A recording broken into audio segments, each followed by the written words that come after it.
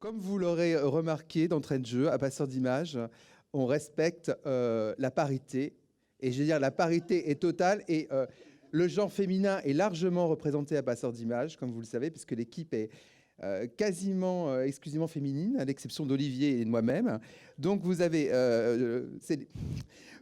donc une équipe pratiquement à parité, plus qu'à la parité, parce que comme il nous manquait un siège, comme vous le voyez, Eva est en face de nous, hein, voilà, et elle interviendra au moment opportun. Donc on souhaitait en fait avoir un point avec vous. Tout d'abord, pour rappeler en fait quelques points essentiels pour vous présenter ou représenter l'association Passeurs d'Images, les axes stratégiques du projet. Et puis ensuite, puisque c'est la fin de la journée, on s'est dit que ce serait bien que ce soit interactif, un échange de questions-réponses entre nous sur différents sujets. Alors, d'entrée de jeu, je vais vous rappeler un peu ce qu'est Passeurs d'Images. Je sais qu'un certain nombre d'entre vous connaissent le dispositif, donc vous m'excuserez par avance d'être redondant. Passeurs d'Images, le dispositif a été initié et développé en 1991. C'est un dispositif d'éducation aux images qui est développé en direction majoritairement des jeunes des quartiers prioritaires de la politique de la ville et des territoires ruraux prioritaires, et plus largement en direction de l'ensemble des publics dits prioritaires, les publics sous main de justice, en situation de handicap, hospitalisés. Alors, si je vous parle de ce dispositif, c'est qu'en 2016, les coordinations régionales du dispositif éponyme, qui sont au nombre de 21, coordinations qui, pour 11 d'entre elles, portent aussi la mission de pôle régional d'éducation aux images, et pour un certain nombre d'entre elles, coordonnent les dispositifs scolaires, que ce soit école, collège ou lycéen, ont souhaité en fait refondre le projet historique qui a été créé en 91 et recréer une nouvelle association qui se prénomme comme le dispositif. Cette association, elle est rien d'exceptionnel. Elle est animée par un conseil d'administration avec actuellement 3 collèges. Un collège des personnes qualifiées, composé à l'origine de Laurent Cantet. Je reviendrai après parce que la gouvernance a évolué depuis notre dernière assemblée générale.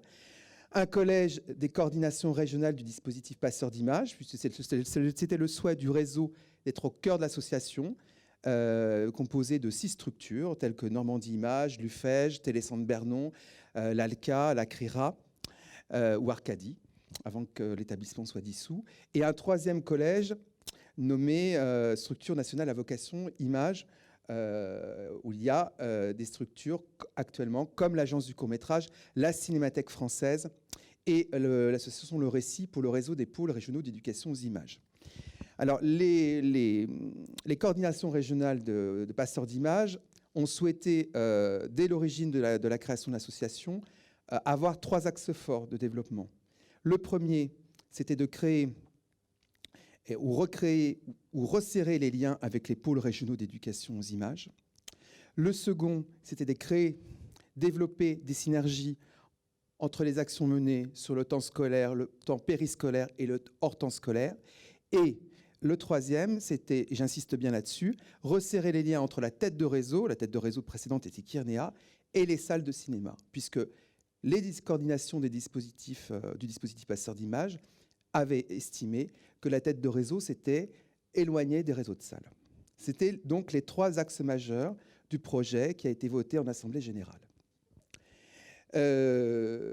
Lorsque l'appel à initiative lancé par le CNC, les ministères de la Culture et l'Éducation nationale a été lancé, le conseil d'administration a donc souhaité y répondre en se basant sur ces axes stratégiques.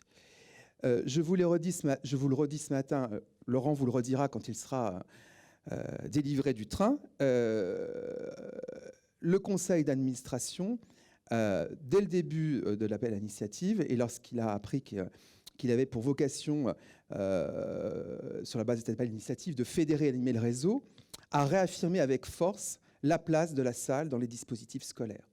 En aucun moment, et je vais être très clair, il n'a été question pour les administrateurs de remettre en question la place de la salle dans les dispositifs scolaires. Si je pouvais être encore plus clair, en aucune manière, il a été question de fusionner pour Passeurs d'Images les dispositifs. De toute façon, même qu'on l'aurait voulu, nous n'en sommes pas la gouvernance, ou de les lisser. Non, bien au contraire. Le conseil d'administration est très attentif et entend bien sacraliser la place de la salle de cinéma dans les dispositifs scolaires. Comme je vous le disais ce matin, je vous rappelle quand même, et le dernier bilan de Passeurs d'Images le fait apparaître, que sur l'ensemble du territoire, on a près de 200 partenariats entre les coordinations régionales Passeurs d'Images et les salles de cinéma. Trois réseaux de salles de cinéma portent Passeurs d'Images, ce sont l'ACRIRA, ce sont l'ACAP et ce sont le Récit. Comme vous l'avez vu, la dernière année a été notamment, on a été mobilisé avec un dialogue juridique avec les enfants de cinéma.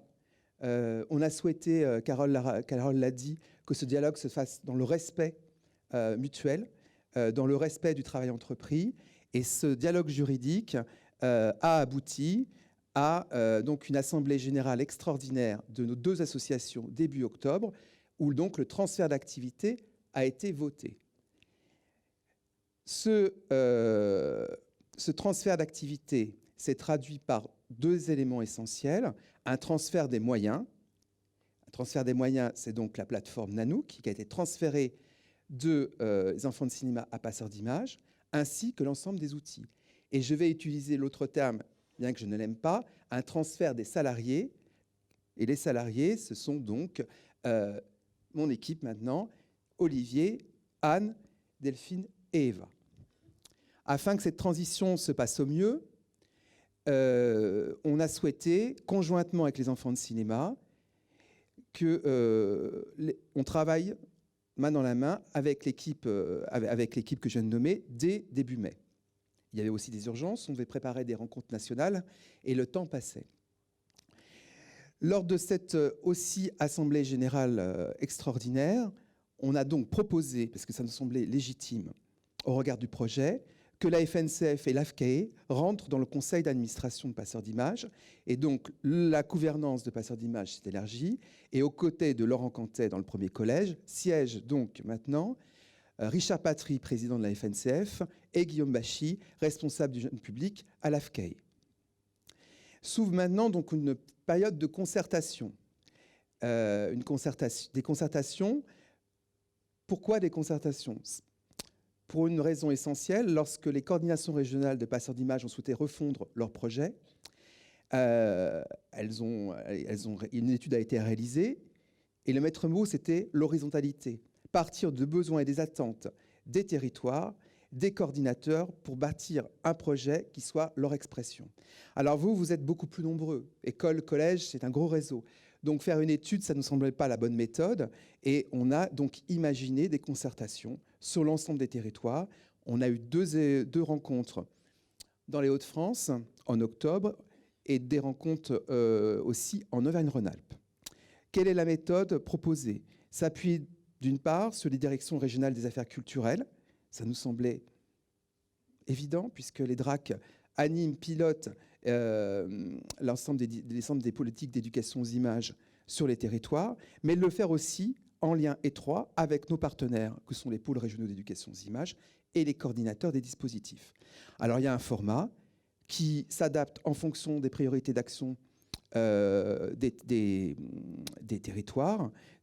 Le format, c'est 1 jour et demi, un travail en atelier sur différentes thématiques, ressources, réseaux, formation, aménagement culturel des territoires, synergie temps scolaire, hors temps scolaire, périscolaire, et à un moment donné en plénière, où on restitue le travail des ateliers.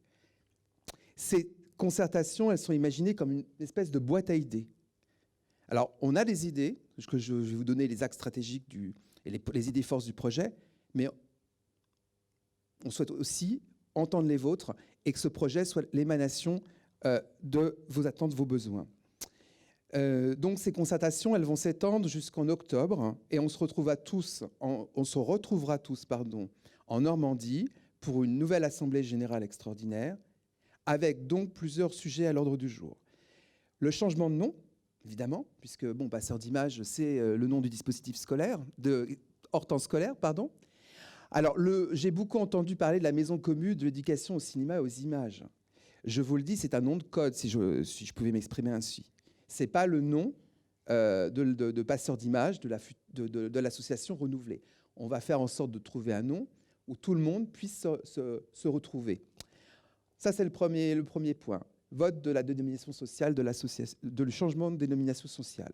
Second point, évolution de la gouvernance, puisque la gouvernance actuelle de passeur d'images, elle est donc provisoire. Nous avons entendu, parce que notre réponse à l'appel à initiative a circulé, les retours d'un certain nombre d'entre vous, coordinateurs cinéma, qui nous ont dit bon, ce sont des pistes de travail intéressantes, mais nous ne sommes pas suffisamment représentés. Donc ça, nous l'avons entendu, et nous ferons en sorte, via la création d'un collège, après on verra comment on dose le nombre de sièges, que, évidemment, l'ensemble des coordinateurs, mais pas uniquement cinéma, éducation nationale, soient représentés dans la gouvernance de cette association, comme les coordinateurs hors temps scolaire le sont.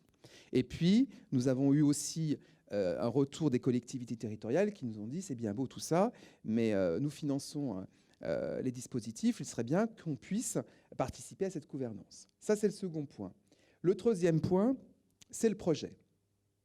Alors, le projet, je vais quand même vous en dire quelques mots.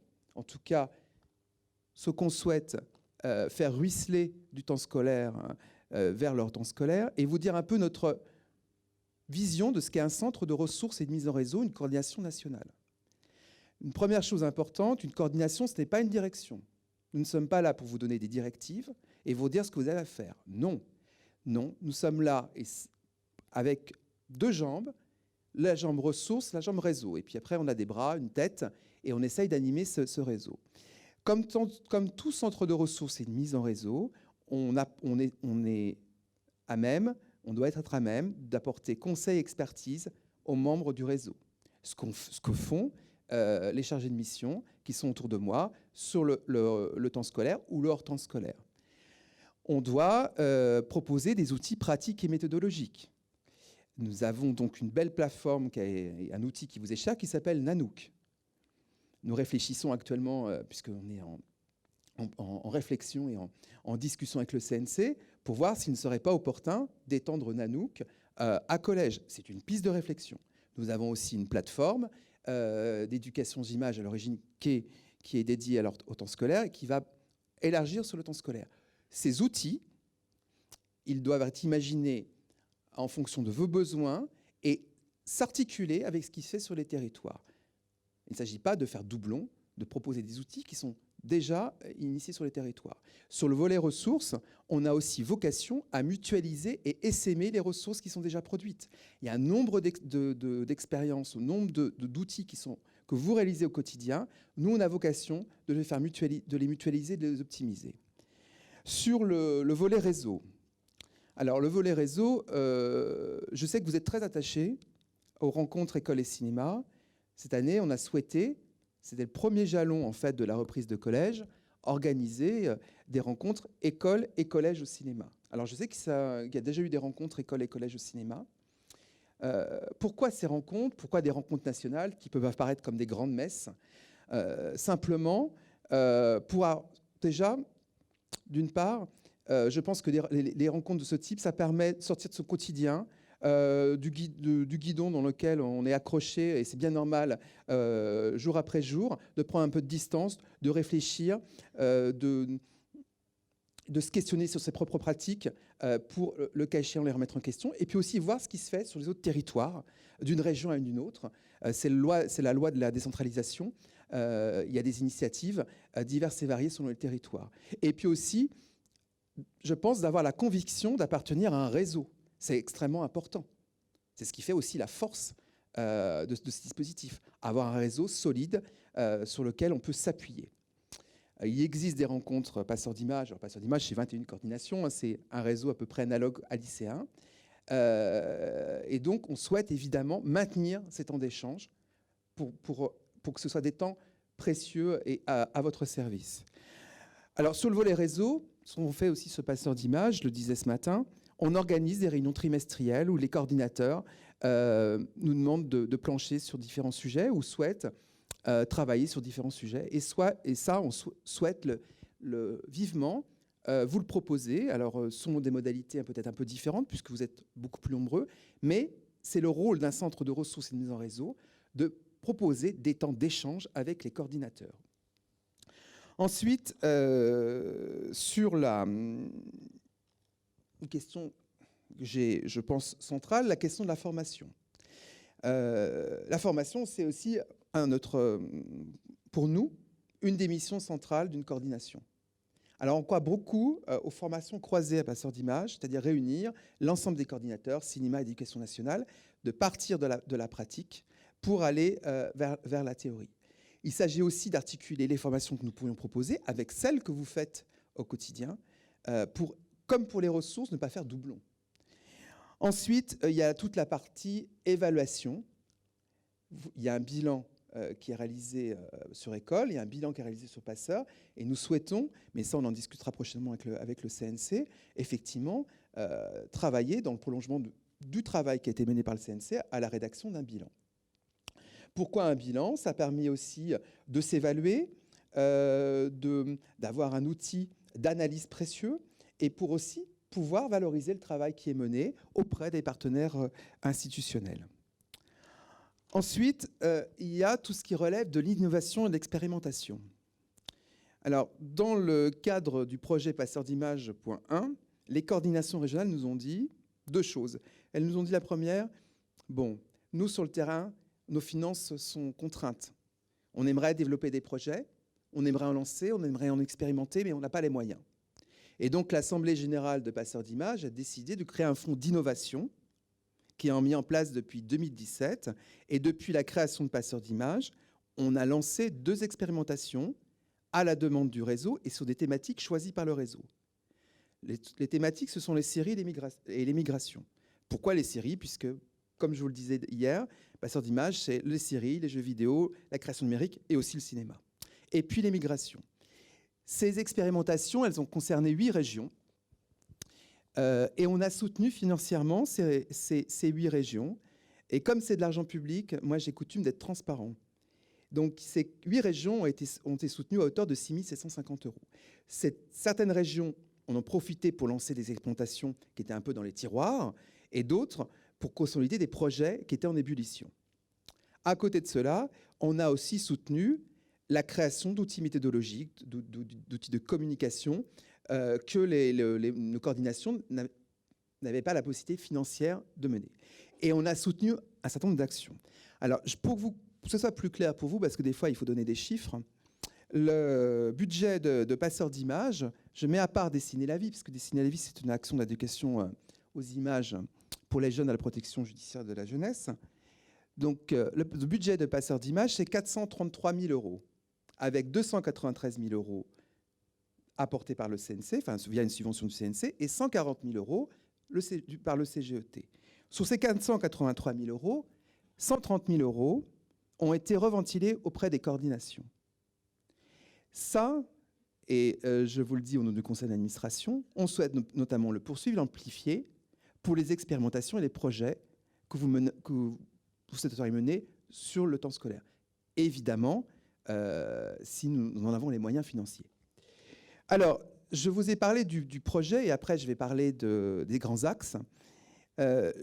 Comment aussi, moi, on voit les choses à Passeurs d'images par rapport à l'animation du projet, puisqu'il y a le projet, et il y a aussi son animation.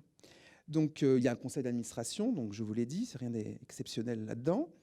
Il y a une équipe et des partenaires. Alors, comment on travaille avec les partenaires à Passeurs d'images? Les partenaires de Passeurs d'images, le premier partenaire, c'est le Centre national du cinéma et de l'image animée, le CGET, le Commissariat général à l'égalité des territoires pour leur temps scolaire, les ministères de la Culture et de la Justice, et puis le ministère de l'Éducation nationale. On a, et on y est très soucieux, on considère nos partenaires institutionnels, et pas nos tutelles, je trouve ce mot insupportable, comme des partenaires. C'est-à-dire qu'on travaille avec eux dans le respect des champs d'intervention réciproques, et on ne considère pas, je vais être un peu trivial pour une fois, nos partenaires comme des tiroirs caisses qu'on vient voir en début d'année ou en fin d'année. Mais si j'ai dit ça, on est aussi attentif à ce que chacun et soit dans son rôle, entre guillemets. C'est-à-dire que je vais, parce que ça, je l'ai beaucoup aussi entendu l'année dernière, on a beaucoup entendu un certain nombre de choses, je préfère être aussi très clair. Sur le hors temps scolaire, lorsque le projet, on a réalisé un projet d'action 2018-2020, nous l'avons présenté au CNC, nous avons eu une discussion, des échanges, on nous a demandé des éclaircissements sur certains points, et ensuite nous avons eu une totale liberté sur les contenus. Le CNC ne nous appelle pas tous les matins. Voilà. Et c'est de cette manière-là qu'on veut travailler sur le temps scolaire. Et je crois que depuis quelques mois, nos partenaires, et le CNC nous l'a montré, c'est de cette manière-là que nous travaillons. En confiance, sur la base d'objectifs clairs et d'un projet clair. Sur la question de collège, ensuite je parlerai de la manière dont il nous semble opportun d'animer ce projet. Donc, nous avons repris école et cinéma à partir du 1er octobre. Et donc, les premiers jalons de la reprise de collège, ce sont ces rencontres. Nous allons donc travailler de concert avec le CNC pour reprendre progressivement la coordination de collège à partir du 1er janvier. Dès le 1er janvier, alors après la fête, on sera à même de vous communiquer qui fait quoi et qu'est-ce qu'on fait. Mais on va dialoguer, évidemment, on va continuer à dialoguer. Voilà. Ce que aussi je voulais vous dire, puisque j'ai coutume de dire que le budget, c'est la traduction d'une politique d'orientation. Souvent, effectivement, nous sommes face à des partenaires qui nous donnent des grandes orientations, et puis budgétairement, ça ne suit pas. Le CNC a tenu ses engagements. Voilà, je tenais très clairement à vous le dire. Denis Darrois vous l'a dit. Et dans un contexte contraint, ça mérite d'être salué. Alors, par rapport à la manière dont le projet va être animé, je vais vous parler, une fois n'est pas coutume, de mon rôle en premier. Moi, je n'ai pas la vocation à être omnipotent, omniprésent, être partout. Je suis là pour impulser un projet, l'animer, l'évaluer, être en soutien de mon équipe. Et je suis entouré d'experts, de professionnels sur un certain nombre de champs. Voilà. Le programme de ces rencontres, c'est le travail d'Anne, à qui j'ai demandé de lancer un groupe de travail où il y avait des coordinateurs, des partenaires institutionnels et l'équipe. C'est le travail aussi de Delphine, c'est le travail d'Olivier, c'est le travail d'Eva, c'est le travail de mon équipe sur les fonctions support, que sont Christina et Hélène, et c'est aussi le travail de mes collègues sur le temps scolaire, que ce sont Tiaga, Carole et Amélie. Voilà, c'est un travail d'équipe. Donc effectivement, moi j'estime que j'ai la chance de bénéficier de l'expertise de professionnels et c'est à eux de porter les projets. Nous allons donc élargir un peu cette équipe. Donc 2 nouvelles personnes vont arriver prochainement quand nous les recruterons. Et nous travaillerons en transversalité. On est en train de travailler à l'élaboration de nos nouvelles fiches de poste. Et chacun sera en charge de dossiers à la fois sur le temps scolaire et le hors temps scolaire. Et des dossiers qu'ils ont actuellement et des dossiers nouveaux, parce que on l'a partagé ensemble. Au bout d'un moment, on a envie de vivre de nouvelles expériences professionnelles. Voilà ce que j'avais envie de vous dire. Je profite de ce temps qu'on est ensemble pour clarifier un certain nombre de choses. Je voulais aussi vous remercier pour votre écoute bienveillante depuis ces 2 jours, votre attention. Et je tiens vraiment, parce que je sais qu'il y a un certain nombre d'entre vous ont des impératifs, et être mobilisés sur 3 jours, c'est difficile. Remercier mon équipe parce qu'elle a fait un travail formidable.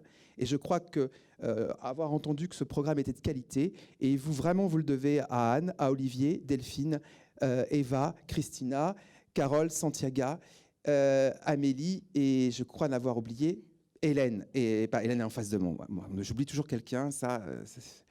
Voilà, je pense que vous pouvez les remercier.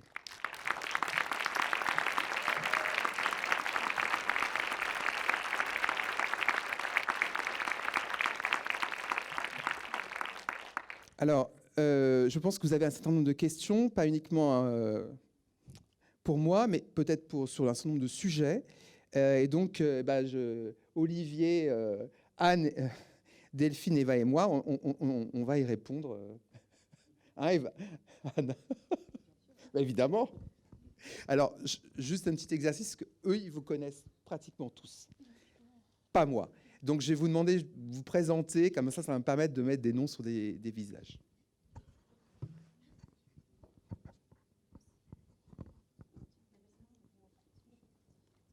Et pendant que les micros circulent, j'ai oublié ici un point important. La question de la valorisation. Souvent, ce qui est remonté, c'est, voilà, on porte les dispositifs à bout de bras, mais on aimerait un peu être soutenu au quotidien pour valoriser nos dispositifs.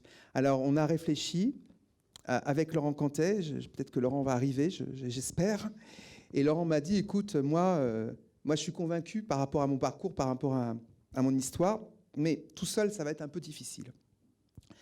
Donc, on a imaginé, alors le nom, c'est Comité des cinéastes, mais bon, c'est un peu pompeux, un groupe, de réunir un groupe de cinéastes, mais pas uniquement, aussi de gens qui réfléchissent un peu l'éducation au cinéma, pour deux raisons. La première, repenser la question de l'éducation au cinéma, et deuxièmement, pour que ces cinéastes soient un peu vos ambassadeurs, comme l'est Laurent, mais Laurent, bon voilà, là, il est en tournage, c'est normal pour un cinéaste, il est en montage, tout seul c'est un peu difficile, mais pour être vos ambassadeurs au quotidien des dispositifs, les porter, aller sur le terrain, rencontrer les jeunes, et puis aussi parce que pour nos politiques, pour nos élus, bon effectivement Patrick Facchinetti, personne ne le connaît, mais Laurent Cantet, on le connaît déjà un peu plus, on s'est dit que ça pouvait avoir un peu de poids. Voilà, donc on va lancer aussi à partir de janvier ce comité des cinéastes, j'ai oublié de vous le dire. Bonjour, je suis Dominique Brucker, je suis conseiller pédagogique, responsable école et cinéma pour la DSN 28. Moi, j'ai deux questions très pratiques. Je passe énormément de temps, je ne sais pas si c'est votre cas aussi, je passe énormément de temps pour les inscriptions en début d'année. Et il me semble qu'il y a un logiciel qui est prévu. Ça, c'est ma première question. Et ma deuxième question, c'est une question très pratique.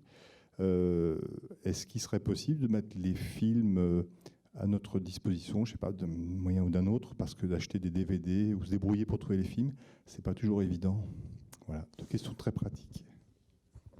Je vais répondre juste à ta deuxième question, et pour la première, je laisserai peut-être un collègue dans la salle parler du logiciel d'inscription. En fait, les films, quand on nous les demande, on les met à votre disposition. Il suffit de nous envoyer un petit message, on les a tous, on vous envoie un lien, on vous envoie un DVD. Pour les coordinateurs, on est d'accord, hein, pour vous, coordinateurs. Pardon ? Les télécharger ? Non, on vous les met à disposition quand vous les demandez pour le comité de pilotage, si vous avez besoin de le voir, si vous avez besoin, mais on ne le met pas à disposition pour le diffuser aux enseignants, que je ne sois pas mal comprise. Hein, pour l'instant, de toute façon, voilà, on n'a absolument pas le droit de le faire, mais on a des copies de travail pour les coordinateurs qui souhaitent voir les films en amont d'un comité de pilotage, ou alors qui ont programmé le film et qui souhaitent retravailler dessus. Mais du coup, j'imagine que ce n'était pas ta question.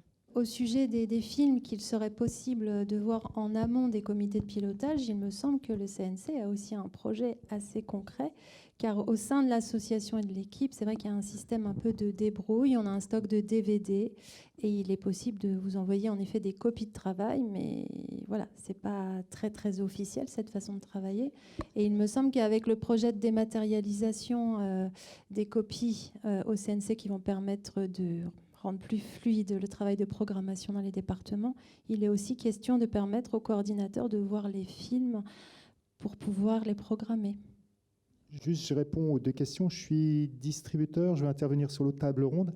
Mais en effet, le CNC travaille depuis à peu près plus d'un an et demi sur ce projet d'une plateforme qui concernera tout le monde, c'est-à-dire les distributeurs, les salles, les établissements, les enseignants animateurs. Avec chacun aura son interface et accès à ce dont il devrait pouvoir avoir accès. Et ça en fait partie. Après, c'est compliqué parce qu'il faut mettre d'accord plein de gens et après, il faut un appel d'offres pour savoir qui met en place la plateforme, à la fois informatiquement, le dématérialiser, etc. Et ça complique les choses aussi avec certains distributeurs. Je pense que c'est compliqué de mettre en accès libre, dématérialiser certains titres. Voilà. Je n'en sais pas beaucoup plus, sinon qu'on a eu plusieurs réunions et qu'on avance. Merci beaucoup. Du coup, c'était assez complet. Donc, du coup, je poursuis. En effet, donc, on a bien entendu les besoins qu'il y a sur l'ensemble des dispositifs scolaires, d'ailleurs, pas que sur école ou collège, de pouvoir visualiser les films en amont des comités de pilotage pour faire les programmations localement. Donc, en fait, voilà, en effet, on a ce projet de pouvoir faire en sorte que les films puissent être vus en streaming. Alors, ça ne pourra pas être pour tout le monde et ça ne pourra pas être en accès libre, mais puisse être vu par les membres des comités de pilotage pour pouvoir faire les programmations. Mais donc ça inclura d'avoir des codes, voilà, ça ne pourra pas être... voilà, faudra que ce soit très cadré pour que justement les distributeurs nous suivent et soient en confiance, bien sûr, sur ce projet. Après, voilà, vous dire que d'un point de vue logistique, en fait, il y a faire la programmation, la circulation détaillée des séances scolaires pour les coordinations. On sait bien que c'est quelque chose de plus en plus compliqué, de plus en plus lourd à faire. Donc justement, on a ce projet aussi d'interface pour que sur une même plateforme, il puisse y avoir donc en effet un profil pour les distributeurs avec tous leurs films inscrits dans les dispositifs scolaires, un profil pour tous les coordinateurs écoles, collèges, lycéens des dispositifs, un profil pour les exploitants, un profil pour les établissements scolaires pour que chacun puisse s'inscrire et pour que toutes les programmations puissent se faire de manière plus fluide et notamment aussi pour tout ce qui est gestion de l'envoi des KDM parce qu'on sait que ça, c'est souvent ce qui est le plus compliqué. Et voilà. Et donc, on espère que cette plateforme puisse fluidifier tout ça. Du coup, l'appel d'offres, ça y est en cours, donc on est assez content. Et on va pouvoir lancer l'expérimentation au cours du premier semestre de l'année. C'est la dématérialisation, ouais. Non, pas pour le... Oui. Oui, mais il faut que les salles s'investissent. Oui, ah, on est d'accord, c'est le message qu'on m'a demandé de faire. Donc on va avoir la démat de toutes les œuvres. Donc les salles, il faut absolument que vous vous mobilisiez, que vous essayiez cette plateforme pour que justement, là, on va être en phase d'expérimentation, qu'on puisse voir tous les bugs possibles existants. Et plus on a de personnes, plus de salles qui s'investissent dans cette expérimentation, plus après on pourra justement identifier les écueils et les corriger. Donc voilà. Je rebondis juste sur le point de vue distributeur, parce qu'on est l'agence du court-métrage, on est partenaire des dispositifs, mais on est aussi distributeur. Donc le travail des circulations et des KDM, on le fait. Alors la plateforme, normal, ça prend du temps, ça risque de ne pas être actif et opérationnel de suite. Est-ce qu'on peut imaginer un modèle de fiche commune, parce qu'en fait, on reçoit des documents différents à chaque coordination, et c'est très très compliqué. On sait que vous avez des modèles que vous utilisez depuis, voilà, chacun a sa technique, sa pratique. Mais la coordination, quand on travaille sur 9 ou 10 films, qu'on a une centaine de salles, c'est aussi un temps pour les distributeurs qui est, certes, c'est notre métier, mais par exemple, à l'agence du court-métrage, ce n'est pas uniquement notre métier. Donc ce temps-là est assez chronophage. Et juste pour rappeler aussi la nécessité vraiment d'inscrire les films en avance, parce que la gestion des KDM, cette année, c'est vraiment catastrophique. Donc voilà, c'est juste pour... dire un petit mot sur les distributeurs. On s'est vu avec le CNC, on s'est vu avec des distributeurs pour créer du coup la fiche idéale qui a été envoyée au coordinateur, mais qui n'est pas forcément utilisée. Donc s'il vous plaît, on la renverra après ces rencontres. Du coup, si vous pouvez l'utiliser, on est preneur de retour aussi, si jamais elle est trop compliquée à utiliser. Voilà. Après, je pense qu'il faudrait vraiment faire quelque chose. Enfin, je reprends la parole là-dessus. Dans d'autres espaces du secteur, on arrive à faire ce genre de choses. L'agence du court-métrage, par exemple, a créé il y a longtemps une fiche commune pour l'inscription des films en festival. Il y a 90 festivals qui utilisent la même fiche. Enfin, je pense que c'est pas la même problématique, mais ça ressemble. Je pense qu'on devrait quand même réussir à coordonner ça. Enfin, ce qui serait de toute façon, c'est les prémices de la plateforme dématérialisée, parce que qui dit plateforme dématérialisée dit mutualisation, dit du coup outils partagés en commun. Donc la fiche commune, il faudra de toute façon la faire dans l'appel d'offres ou le cahier des charges ou la maîtrise d'œuvre du futur site en fait. Donc c'est juste gagner du temps pour la suite. Et nous, on l'appelle vraiment de nos voeux parce que c'est vrai que ça devient très très complexe au quotidien. Et c'est pas très intéressant en fait comme travail, si vous voyez ce que je veux dire. On préférerait passer plus de temps à faire de l'éditorial, à travailler sur des nouveaux programmes de court-métrage. Enfin, voilà. Je dis un mot à propos d'Adage, peut-être dont le nom a été évoqué, et je pense que c'est important peut-être pour tout le monde de savoir ce que c'est. Je suis Mathieu Rinzoli, conseiller cinéma audiovisuel à la DAC, donc le service d'action culturelle de l'Académie de Versailles, qui a créé le Adage, en fait, qui est nationalisé en ce moment, en fait, donc qui arrive dans toutes les DAC, donc toutes les académies de France. À l'heure où on se parle, en fait, l'ensemble des DAC, donc des chefs de service, est réuni au ministère pour 2 jours, aujourd'hui et demain, pour justement évoquer cela. Donc voilà, on a eu l'occasion d'échanger avec certains d'entre vous. Adage n'est pas un logiciel d'inscription. Adage, ça veut dire application dédiée à la généralisation de l'éducation artistique et culturelle. Donc pas seulement l'éducation au cinéma, mais l'éducation à tous les champs artistiques et culturels. Et c'est une application qui permet et qui permettra partout en France maintenant aux établissements scolaires de formaliser le volet culturel de leur projet d'établissement ou de leur projet d'école, sachant que l'idée étant que tous ces volets culturels soient visibles par l'ensemble de la communauté éducative. Donc un collège qui fait collège au cinéma, mais aussi un projet en théâtre, mais aussi un projet en culture scientifique, l'inscrit sur Adage et c'est automatiquement visible par l'école primaire, le lycée, le collège du coin, etc. Et ça crée des dynamiques de mutualisation. C'est un outil qui est extrêmement utile pour piloter des politiques d'éducation artistique du point de vue, j'allais dire, de sa gouvernance, et aussi du point de vue du terrain pour formaliser et mutualiser un certain nombre de moyens et de pratiques. Voilà. Mais en aucun cas, c'est un logiciel d'inscription. Donc que les choses soient très claires là-dessus. Bonjour, Laura, Cinéma Le Vincennes, une salle qui s'investit. Juste, puisque chacun se débrouille comme on peut, moi j'ai la chance d'avoir un directeur qui est super calé et on fait toutes nos inscriptions sur Doodle et tous les profs et tous les enseignants sont super contents. Ça nous prend une journée.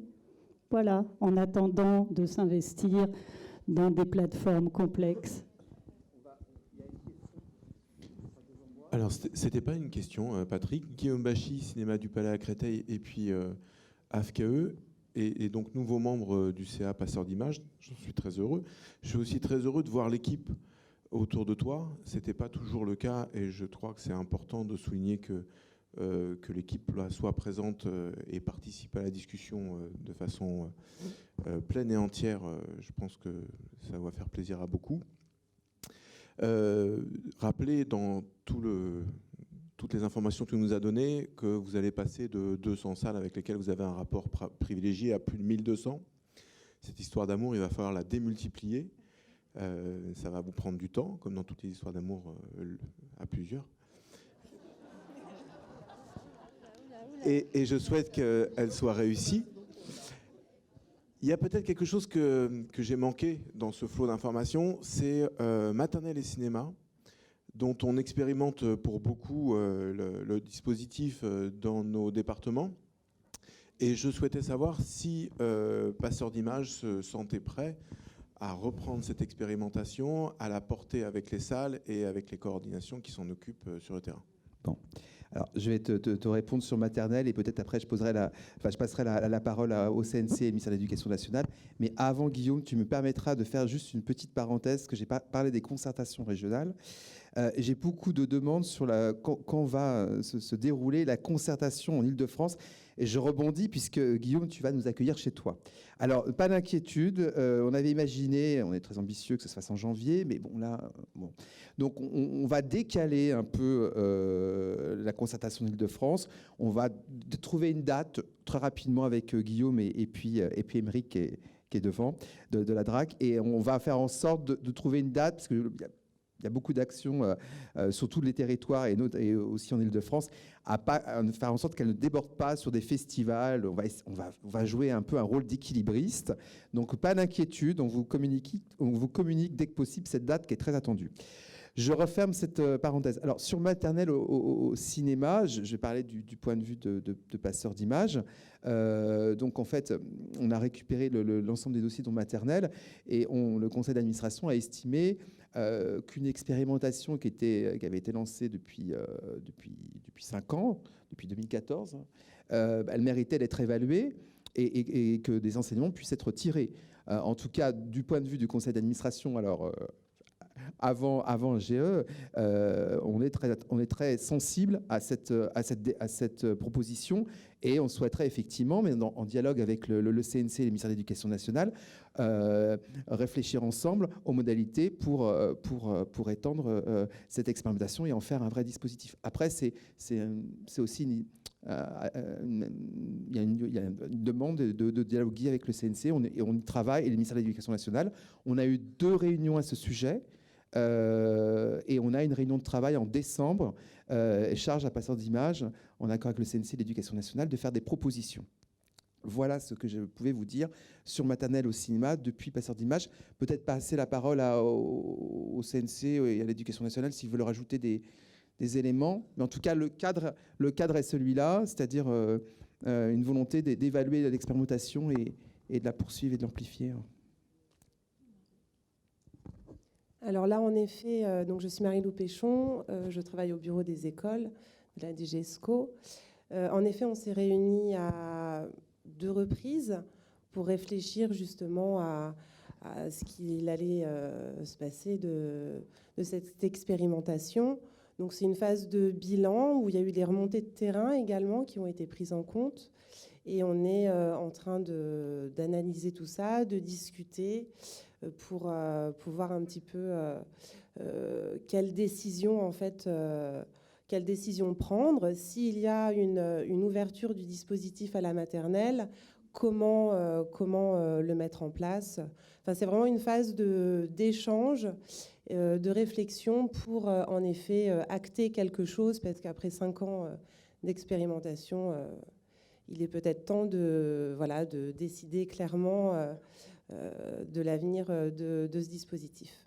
Oui, bonjour, Frédéric Schiltnech, donc coordinateur éducation nationale dans la Somme. Donc on change d'opérateur. Merci pour la rencontre, parce qu'on en avait discuté ensemble en janvier. C'était pas gagné. Et je suis agréablement surpris et ravi que ça se passe dans de bonnes conditions. Donc merci à l'équipe et à vous tous. Qu'en est-il de la charte nationale ? Et je pense surtout à la conséquence sur la formation dans l'éducation nationale. Je pense que tous les coordinateurs éducation seront d'accord avec moi pour dire qu'on est en grande souffrance de ce côté-là. C'est compliqué d'organiser des pré-projections et des formations qui ne sont pas des pré-projections. On n'en a plus, quasiment plus. Et en fait, cette charte, elle nous garantit, c'est notre petit filet de sauvetage, elle nous garantit la bonne compréhension par tous les acteurs du dispositif, nos DAZEN, nos inspecteurs de circonscription, sur l'organisation et la pérennité du dispositif. Et je pense que si on n'a pas ça, franchement, on va baisser en qualité. C'est ça qui me trouble le plus. Voilà. Alors, j'ai peut-être passé la parole au CNC, puisque la charte ou le cahier des charges, le CNC anime ce travail. Alors, bon, tout d'abord, la charte, en fait, ça y est, le comité de pilotage unifié, on s'est mis d'accord sur ses termes et sur son contenu. Là, elle est actuellement, en fait, au graphisme, on va dire. Et donc, du coup, on espérait pouvoir vous la présenter là au cours des rencontres, mais malheureusement, ça n'a pas été possible. Donc ça, vous allez avoir cet instrument qui va vous donner la possibilité en même pas une page avec les grands principes et les valeurs de l'ensemble des dispositifs. Donc ça, on est assez content de ce travail. Sur les formations, mais je crois que Julien l'a évoqué ce matin, on a tenté des expérimentations, enfin on a tenté, elles ne sont pas encore faites, hein, on a proposé à plusieurs de nous proposer, voilà, comment vous arriveriez, vous... à sensibiliser. Alors on était plutôt effectivement sur l'axe un peu nouveau, enseignants qui ne sont pas encore sensibilisés au dispositif. Donc on a eu plusieurs propositions et puis après on en fera le bilan et voilà. Et en fait ça va être notre axe fort pour l'année à venir. Et on est toujours en discussion parce qu'on a un rapport et un partenariat. Moi je dois aussi dire. Tout à fait fort avec l'éducation nationale, qui est aussi très conscient de ces difficultés et qui du coup y réfléchit aussi. Voilà, c'est vraiment, vous avez été entendu. Maintenant, c'est comment voilà. Et là, ça va être cette année-là où on va devoir voir comment on arrive à apporter, voilà, et à proposer des actions de formation. Sur la formation.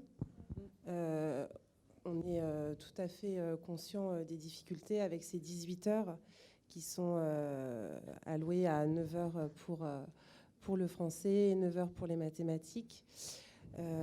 Après, en discutant avec certains d'entre vous, il y a la possibilité dans certains départements de mettre en place, dans le cadre de la formation continue, des stages.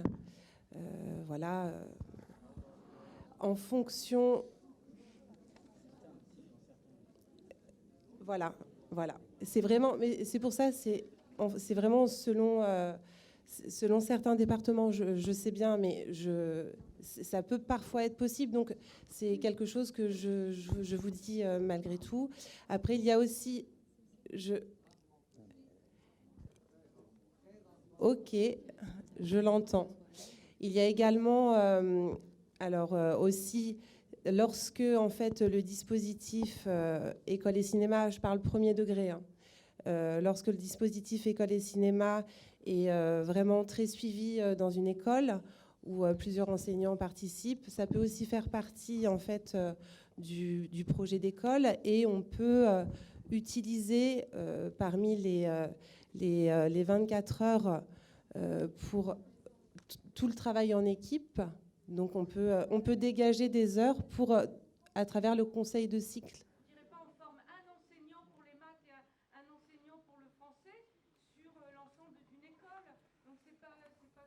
Là, ce que je vous soumets, c'est proposer aux enseignants d'une école de se réunir et de travailler sur, justement, de dégager des heures des conseils de cycle pour se former, travailler, réfléchir à... Alors, je suis vraiment désolé. Je suis vraiment désolé d'intervenir. La formation est un vrai sujet. Oui, c'est un vrai sujet. Mais on va devoir... J'ai pas de formule magique. On va devoir clôturer pour le moment ce temps d'échange, puisqu'on doit présenter une note filmée. Il y a une table ronde sur le patrimoine. Élise, juste 30 secondes, Élise.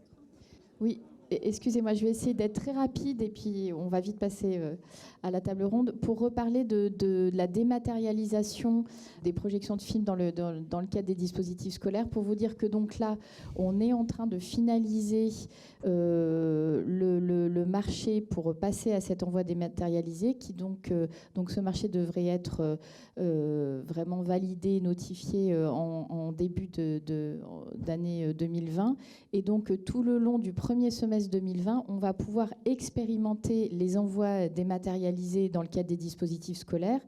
Et donc du coup, justement, on a été vigilant pour que tout se passe bien, à faire, je dirais, un peu ceinture et bretelles, parce que donc du coup, tout au long de l'année scolaire, vous avez les DCP sur disque dur. Et en plus, on va commencer cette expérimentation. Et donc, c'est là où on demande vraiment au plus de salles possible de jouer le jeu de l'expérimentation. Donc là, on ne peut pas encore vous donner les conditions précises de cette expérimentation, vu qu'on n'a pas encore officiellement le candidat du marché. Mais dès qu'on pourra, en janvier, en février, on vous donnera des infos beaucoup plus précises par mail et autres, pour que petit à petit, tout au long de ce semestre, se mettent en place des projections par envoi dématérialisé, afin que en septembre 2020, on puisse vraiment passer globalement à l'envoi dématérialisé des films pour toutes les salles qui le peuvent techniquement, bien sûr. C'est-à-dire toutes les salles qui ont une connexion Internet suffisante pour le faire. Donc à partir de septembre, on sera que sur les envois dématérialisés pour ces salles-là. Et bien sûr, on poursuivra la circulation de disques durs compilés cette fois-ci pour les salles qui ne le peuvent pas, mais seulement pour les salles qui ne le peuvent pas. Voilà. Merci, Élise. Bon, je suis sûr qu'il y a nombre de questions encore, mais on va devoir clôturer ce temps d'échange. Merci pour votre écoute. Merci pour ce temps d'échange qu'on va poursuivre. Ce soir, on a un dîner qu'on a intitulé « Dîner des dispositifs ». C'est le moment un peu festif pour célébrer ces anniversaires, mais aussi c'est un moment d'échange. Donc n'hésitez pas à venir vers nous. Comment ? Et il y a aussi évidemment merci Anne, tu connais bien le programme bien mieux que moi. Il y a le forum demain matin où là on va pouvoir échanger. Je crois qu'on va enchaîner et avec notamment une table ronde sur le patrimoine, puisque Notre président, que je salue, Laurent Cantet, est arrivé et on le remercie vraiment parce qu'il est en montage, d'avoir pris ce temps pour être avec nous. À plus tard et merci encore.